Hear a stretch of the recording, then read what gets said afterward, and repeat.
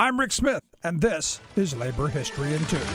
On this day in labor history, the year was 1934. That was the day nearly 500,000 textile workers from Maine to Alabama walked off the job in a general strike. The United Textile Workers had launched an organizing campaign the year before. Within months, their membership had grown from 15,000 to well over 250,000. Working conditions and pay were abysmal. Normal work weeks averaged 55 hours. Child labor was widespread, and workers were always in fear of mill closings, pay cuts, and firings for suspected union activity. In the South, the industry had essentially been in a depression since the early 20s. The key issue was the stretch out. Workers were routinely expected to complete an increasing amount of work at the same rate and wage. For a brief moment, workers hoped their conditions would change when President Roosevelt signed the Code of Fair Competition the previous summer. It raised wages, limited hours, and prohibited child labor. It also allowed for union organizing. But the mill owners maneuvered around the code effectively, and the Textile Relations Board refused most workers' complaints. Fed up, workers walked out of the mill by the hundreds of thousands.